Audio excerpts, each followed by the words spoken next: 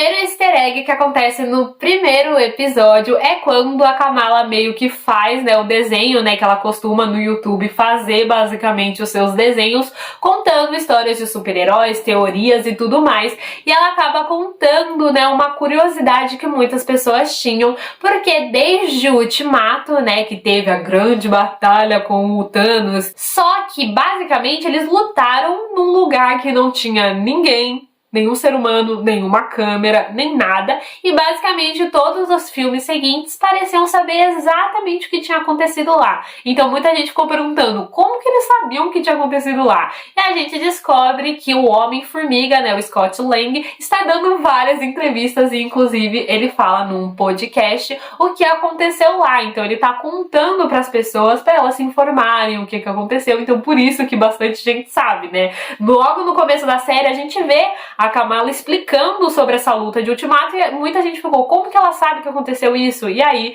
explica que o Scott Lang está ficando famoso por isso. O legal também que vai ser o próximo vídeo que eu vou trazer falando sobre a fase 5 da Marvel, né, que foram os lançamentos da Comic Con que eu disse pra vocês, que fala, né, que na sinopse do Homem-Formiga e a Vespa no Quantumania, fala que o Scott Lang está muito famoso, muito bombástico, então dá pra ver toda essa relação. Outra referência legal que ela acaba falando, né, é que no próximo vídeo, uma das teorias que ela quer trazer é que o Thor, na verdade, é um gamer, né? E isso é muita referência também ao Ultimato. Quando o Thor acaba ficando com uma depressão muito grande, ele acaba jogando videogame e ficando viciado em Fortnite. Tanto que ele até fala lá com o noob não sei quanto, falando que tipo, não, eu vou atrás de você, porque ele tá derrotando ele toda hora.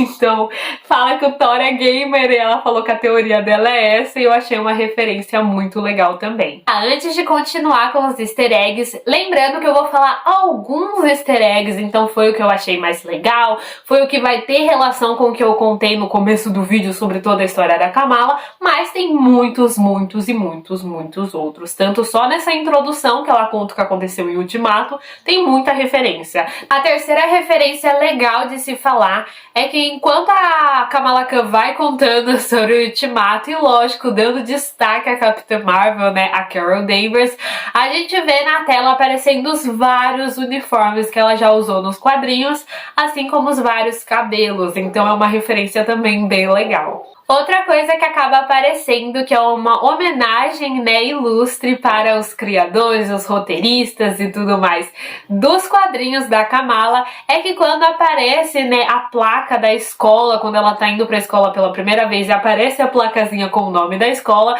embaixo a gente consegue ver alguns nomes e a gente vê os nomes dos criadores, dos roteiristas da Kamala, assim como a Jill Willow Wilson, que eu falei aqui pra vocês. Lógico que acabou que a Sana Amanat não acabou aparecendo, mas ela tem algumas outras referências ao longo de toda a série. E ao voltar pra casa com o Bruno, né, a Kamala ela acaba vendo, né, e imaginando, né, tanto que aparece o desenho de uma forma muito legal nas paredes enquanto ela vai contando sobre as possibilidades, né, da Capitã Marvel, tanto que ela fala que a Capitã Marvel pode ser um mago supremo, né, ou a maga suprema, ou ser um zumbi.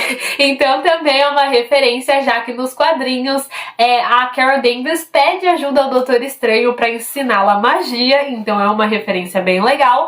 E zumbi a gente sabe que tem todo o universo onde os Vingadores são zumbis, tanto que vai ser mais explorado ao longo de todos os lançamentos, né? E o Arif foi assim um pouquinho e agora vai ser mais explorado ainda, então é uma referência também. Outra referência, né, que na verdade são duas, é sobre o vilão, né, da Kamala, que como eu disse foi o Inventor, né, o primeiro vilão que ela enfrentou. A gente tem duas referências. Logo no começo a gente vê que ela desenhou basicamente uma calopsita com o cabelo, né, da Capitã Marvel, meio que dando a entender que ela fez pela Capitã Marvel, mas depois tem vários pontos de interrogação, então claro que foi um easter egg ao inventor que tem essa meia aparência de pássaro, então foi uma referência bem legal. E também quando ela tá sentada em cima do telhado com o Bruno, a gente vê que atrás deles está escrito Edison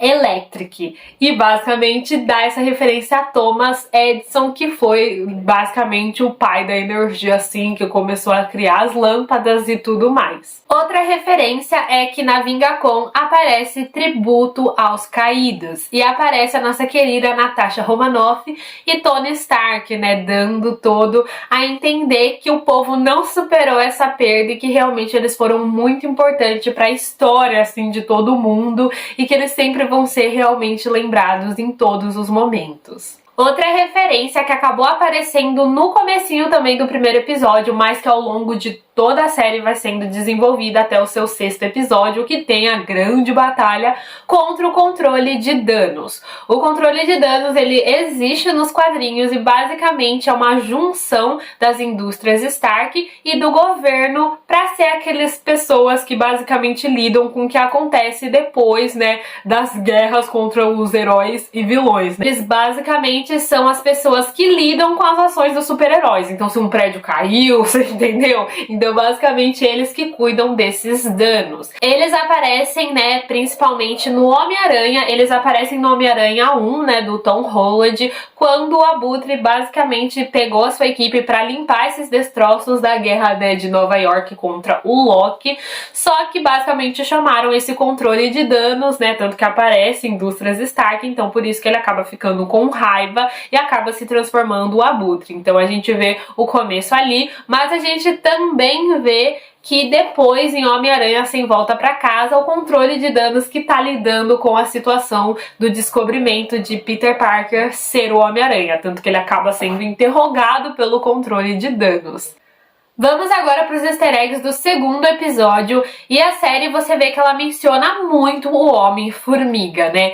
No 2º episódio também tem uma menção a ele, assim como o primeiro sobre o podcast que ele tava dando entrevista, que é que basicamente a Kamala diz que treinou seus poderes com formigas, né? E até o Bruno pergunta por que tu achou que ia ter o mesmo poder do Homem-Formiga, tipo, nada a ver. E ela disse porque eles são charmosos e tem uma cara de jovem, né? E isso é uma tiragem porque fala que o ator sempre tem a mesma cara, que passa tipo 40 anos e ele tem a mesma cara que ele tinha quando ele era jovem. Então tem toda essa questão do Homem-Formiga. Eu vou ficar muito feliz se ela se juntar ao Homem-Formiga, mas eu acho que por todas essas coisinhas soltas na série, a gente vê que sim, que pode ser que enquanto mania, a gente tem um pouquinho de Kamala Khan, sim, ela possa ter uma aparição, porque a gente vê também quando ela vai pra Karate, uma imagem do Homem-Formiga, não é no 2º episódio, é no 4º, mas quando ela vai pra Karate, a gente vê o Homem-Formiga, né, uma frase e ele diminuindo. Então a gente vê que tem muita referência a toda a série, o Homem-Formiga. Então a teoria é, eles vão se juntar, seja em The Marvels, ou seja alguma aparição que ela vai fazer no filme dele, mas vão se juntar. Outra referência é que a Kamala acaba conhecendo o Camuran, né, que se torna no crush dela, e eles acabam falando algumas produções de Bollywood. Então eles falam algumas produções que já existem, eu vou até colocar aqui na tela pra vocês, e eles citam também o Kingo, que é o personagem de Os Eternos, que ele fala que passou a vida inteira meio que escondido na Terra, sendo um grande astro de Bollywood. Então a gente tem várias referências em Eternos dele mostrando os cartazes dos filmes deles, ele tem aquela coisa mais de estrela, então eles têm essa referência de que realmente eles assistiram o filme deles, então se eles encontrarem os Eternos, eles vão reconhecer o Kingo. Outra referência é o Camuran, que aparece nesse episódio como crush, né, da Kamala. O episódio também se denomina como crush, e é uma referência a Miss Marvel 3, que tem esse mesmo título de crush, é quando o Camuran aparece. Camuran nos quadrinhos, assim como a Kamala, é um inumano. Basicamente, eles se conheceram quando eles eram crianças e a família deles tinham toda uma conexão, uma ligação. Só que aí, aos 5 anos por aí, o Camuran teve que se mudar e assim, basicamente, eles não tiveram contato. Só que aí o Camuran acabou retornando a Jersey City bem quando o Raio Negro soltou a névoa terrígena, que acabou atingindo ele também, e assim ele acabou descobrindo seus os poderes. Os poderes do Camuran é basicamente iguais ao da série, né, que ele tem todo aquele feixe de luz, toda aquela energia verde. A única coisa que acaba modificando é que nos quadrinhos o rosto, né, a pele dele acaba também mudando e ficando numa textura meio que de gelo, né, naquela coisa verde, meio que aquele herói do Ben 10. É super assim um exemplo nada a ver, mas lembra bastante. Na série ele acaba só tendo esse poder e não mudando de forma. No easter egg do terceiro episódio, a gente vê, né, um pouquinho dos clandestinos e da bisavó da Kamala, a Aisha, que está à procura do bracelete, que é a única coisa que faz eles voltarem para a dimensão Nuri, que ativa um pouco os poderes, né, deles e tudo mais. Só que dá pra perceber que o bracelete ele está num braço azul. Então é uma clara referência aos Kree, que tem a pele azulada. Então possivelmente o bracelete encontrado estava num Kree, num alienígena, e por isso possui esse poder tão grande de derrubar uma dimensão na Terra como a dimensão Nur, que pode cair sobre a Terra. Então eu achei muito legal porque é uma referência aos inumanos, mesmo que ela não foi criada com a névoa terrígena e todas as coisas, tem essa referência de que, tipo, o bracelete que ela usa pode ser de uma origem dos Kree, né? Nessa mesma cena, aparece no chão da caverna onde elas estão os 10 anéis do Shang-Chi. Então é muito legal essa referência, porque a gente vê em Shang-Chi que o pai dele viveu muito tempo, viveu séculos, e sempre foram conhecidos como os 10 anéis, foram muito respeitados e tudo mais. Então ver que na caverna tem esse símbolo e toda a conexão, né, do Reino Talu, porque como eu disse, assim como a dimensão Nur, o Reino Talu é uma dimensão paralela que existe, mas que não existe, sabe? Os dois têm esse mesmo quesito e tem muito essa conexão.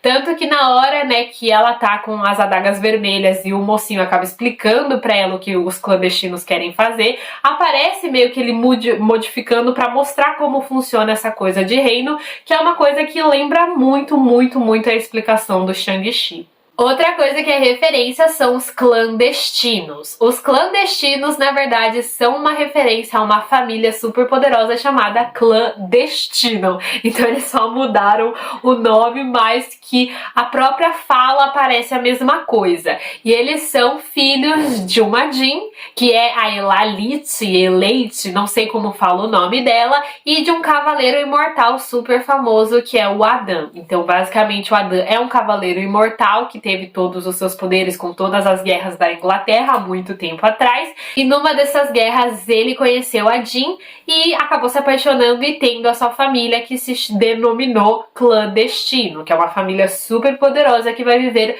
várias aventuras. Eles apareceram na HQ Body Counting, né, a primeira, em 1993, então é uma clara referência a uma família poderosa, e aí eles criaram esses clandestinos. Outra referência, né, aos inumanos é que a Najma fala que o Camuran, ele tem poderes, só que ele não consegue tirar eles de dentro deles. Ela fala que a Kamala Khan consegue porque ela tem esse pezinho no Nuri. Como ela nasceu aqui, então ela tem esse meio a meio. Já o Camuran não. Então ela meio que usa, né, um jeito diferente de falar da névoa terrígena, né, que ele precisa desse embate para arrancar os poderes de dentro deles, assim como os inumanos precisavam da névoa terrígena para despertar as suas habilidades. Então realmente foi uma referência, tem referência de inumanos em toda essa série, e isso é muito legal, desse respeito com a origem dela nos quadrinhos, né? E como eu disse, a gente também vê essa referência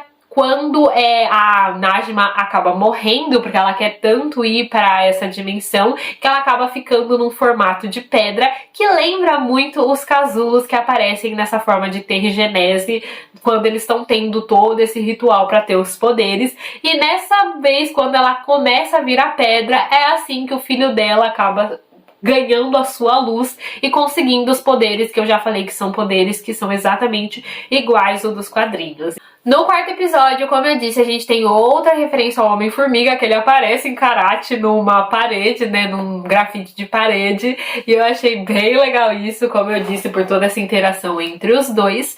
E outra referência clara aos quadrinhos easter egg que aparecem, né, no quarto episódio é as Adagas Vermelhas. Na série a gente descobre que as Adagas Vermelhas é um grupo que tem como objetivo deter os clandestinos, que são, sim, essas pessoas que vivem já 100 anos e que querem basicamente jogar a dimensão Nur na Terra e destruir a Terra só para eles voltarem ao lar deles. Nos quadrinhos, a Adaga Vermelha é uma pessoa só, então é a Adaga Vermelha, não tem um grupo, que é o Karen, né, que é o personagem do menino que aparece, né, na série e tudo mais, que tem a interação com a Kamala e ajuda muito ela em karate. O Karen é uma pessoa que vê muito a humanidade e que quer cuidar dela, ele quer deter tudo que possa fazer mal para a humanidade, então ele acaba criando habilidades sozinho, ele acaba fazendo um treinamento solo, tentando sozinho ganhar habilidades e realmente ele consegue virando um hábil lutador e um certeiro atirador e chamam ele de Adaga Vermelha. O personagem surgiu na Miss Marvel 12 na HQ, O Caminho para a Guerra, e ele surgiu da mesma maneira que ele apareceu na série. Basicamente, a Kamala, ela queria ir pra karate para dar esse respiro, e aí ela acabou descobrindo que um cartel estava destruindo os hidrantes e vendendo água depois para as pessoas com um preço muito mais caro, porque como as pessoas não tinham os hidrantes, elas eram obrigadas a comprar água com eles. Então ela teve que meio que improvisar uma fantasia e vestir de novo o manto Miss Marvel pra deter esse cartel. E aí que ela conhece o Karen, que tá tentando fazer a mesma coisa. O easter egg do quinto episódio é quando começa todo o desenvolvimento para Kamala Khan vir a ser a super-heroína e se transformar na grande Miss Marvel, já que até então o nome dela não era Miss Marvel, né? Todo mundo usava Luz da Noite, ela ainda não se conectava, não tinha uniforme e tudo mais. E aí começa a surgir toda essa questão do uniforme, porque a mãe dela vê o pingente dela quebrado, o pingente tinha o nome dela em Urdu, né? Kamala em Urdu, só que na guerra, né, na luta contra os clandestinos em karate, ela acaba quebrando e transformando em um raio, né? Então é uma referência ao uniforme original da personagem. Nos quadrinhos, né, como eu disse, ele acaba tendo um raio porque a Miss Marvel, né, a Carol Danvers, nos seus primórdios, quando ela se chamava Miss Marvel, tinha um raio no peito, né, e isso era o uniforme dela. Então basicamente ela modificou o uniforme, mas deixou o raio como se fosse o legado da Carol Danvers pra ela. Na série, como a Capitã Marvel sempre foi Capitã Marvel, né, e basicamente não tem como ela pegar o manto dela, fez essa jogadinha do pingente, eu achei também muito legal e é uma referência muito legal. E também, outra coisa é que a Kamala sempre usa um cachecol vermelho, que nos quadrinhos ela usa para representar a etnia dela muçulmana, para representar o Paquistão e tudo mais, e na série quem acaba dando, né, esse cachecol, esse Sharp, não sei se é cachecol ou Sharp, é o Karen, que basicamente fala pra ela sempre lembrar dele e lembrar do Paquistão. Então a gente vê que cada pessoa vai construindo o uniforme dela, porque também nos episódios anteriores o Bruno deu a máscara pra ela, então junto com a máscara do Bruno, com a E-Sharp da Adaga Vermelha e com o pingente que a mãe dela se ligou, a mãe dela faz o uniforme dela e eu achei isso muito legal. E aí, gente, uma referência no sexto e último episódio é que aparece finalmente o uniforme dela pronto, feito pela mãe dela. Ficou super fiel aos quadrinhos, eu achei que ficou muito bonito. Amei por ter toda essa referência de várias pessoas dando partes pra ela. Só que, como eu disse, a série ela trouxe bastante essa coisa da representatividade, da família, dos amigos, então eu achei que juntar tudo isso pra construir o uniforme dela na série ficou muito legal e assim ela se transforma na Miss Marvel que a gente viu. Outra referência é os poderes, que são diferentes, mas são parecidos, porque no grande episódio, quando ela realmente consegue consegue identificar qual é o poder dela, consegue utilizar o poder dela, ela usa o poder dela pra fazer uma armadura e ficar maior. Então ela começa a crescer os braços, a crescer ela mesma e ela começa a ficar um pouquinho gigante. E isso é uma referência, claro, aos poderes originais dela, né? E por último, né, assim como a mãe dela ajudou ela a ter o uniforme e tudo mais, a gente tem a referência dela se transformar a Miss Marvel, de ela pegar esse título de Miss Marvel. Então eles colocam um pai dela pra criar o nome, como eu disse, eu achei muito fofinho, porque ele conta a história, como eu disse nos quadrinhos, que ela foi especial, porque a mãe dela não podia gerar ela e ela acabou conseguindo. Então eles colocaram o nome da Kamala como Kamala, porque meio que tem um significado de maravilha, né? Como se ela fosse uma maravilha. E uma coisa que pode conectar maravilha é Marvel, né? Tipo, uma das traduções livres de maravilha é Marvel. Então ela fala minha pequena maravilha, minha Miss Marvel. E agora vamos para cenas pós-créditos. Se você não sabe, Kamala Khan, Miss Marvel, tem cenas pós-créditos, assim como os filmes. A primeira cena pós-crédito é a Nakia e o Bruno e a Kamala indo comer, né? Tipo, vamos viver, né? Já salvamos tudo, vamos comer um pouquinho. E aí o Bruno para ela e fala que estudou o DNA da Kamala e que ele parece um pouco diferente do DNA da família dela, porque ele apresenta mutações. Parece que a genética dela tem mutações, ela tem umas mutações genéticas estranhas. E ao fundo começa a tocar a trilha do X-Men da série animada de muito tempo atrás. Eu sei que muitas vezes as pessoas não pegaram, mas que é o toquinho de X-Men. Então a gente ficou na pergunta de será que a Kamala Khan vai ser a primeira mutante do UCM? Será que o Wolverine vai ajudar ela a derrotar jacarés?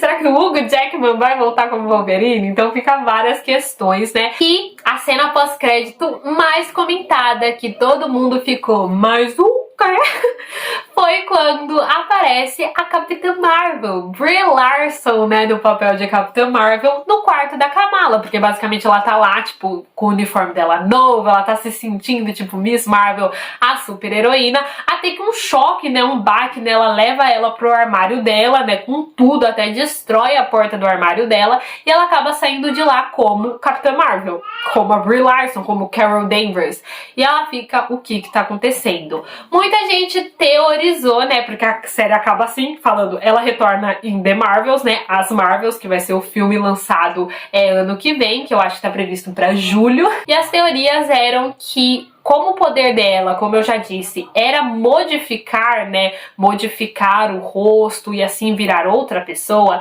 poderia ser que ela agora aprendeu essa habilidade e isso poderia ser a mutação genética dela, né? Porque como ela era uma mutante, então os poderes a ver com a luz roxa era sobre a dimensão Nur e os poderes a ver com ela mudar de personagem, né? Conseguir se transformar em outras pessoas era sobre a mutação genética dela e ela ser uma mutante. Muita gente achou que ela tinha se transformado na Capitã Marvel, mas confirmaram, as pessoas da Marvel confirmaram que é a Capitã Marvel, que não tem nada disso, não é a Kamala Khan virando a Capitã Marvel, é a Capitã Marvel que tá no quarto dela. E aí a gente ficou, então como que isso é possível?